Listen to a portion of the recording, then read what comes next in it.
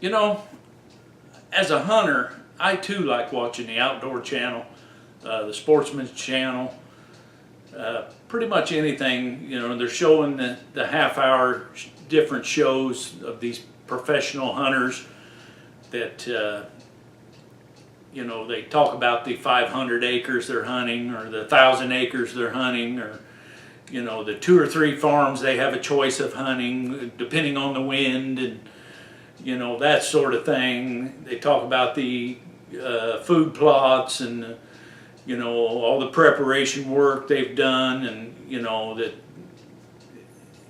to a normal guy like myself and many of the other hunters that I know, it's very unrealistic.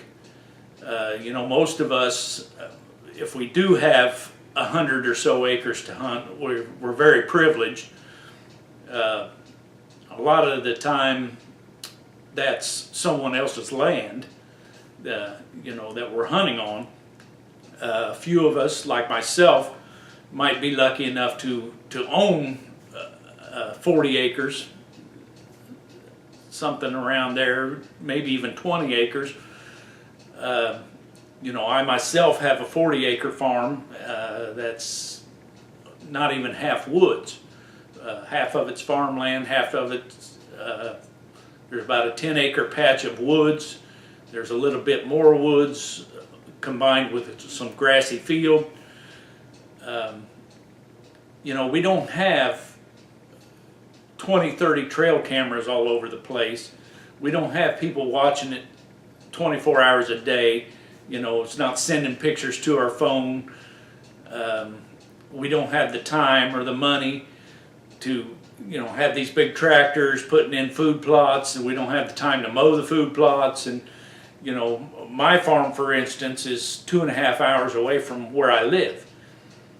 And, you know, I just don't have the time or the money to do that. So my farm is surrounded by 3 sides of farm ground.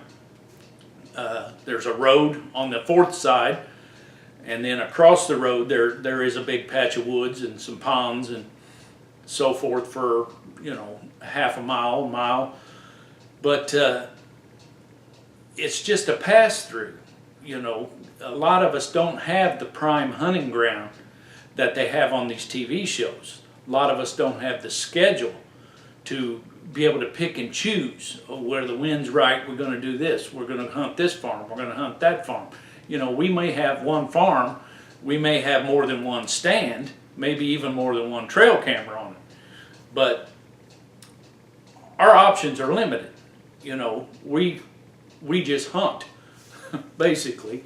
And it's, you know, it's free-range hunting at its best. My farm has no food plots other than the natural corn or beans that may be in early season. After that, you know, once in a blue moon there might be some winter wheat or something coming up, but other than that, it's bare. So this series is going to be kind of a chronicle of a normal hunting person. You know, average Joe. Maybe a little more privileged than average Joe, because I do have my own hunting ground. I do have a small cabin there where I stay that I built, and some friends of mine helped build.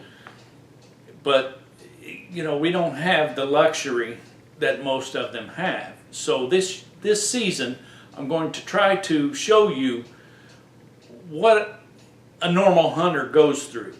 You know, a lot of people just think you just get up out of bed, you go out and you sit in a tree, big deer comes by, boom, there you go. It doesn't happen that way. You know, we have problems that a lot of the people on the hunting shows don't have. You know, we have real life problems. We don't hunt for a living. We don't hunt 200 days a year. You know, we don't hunt several states.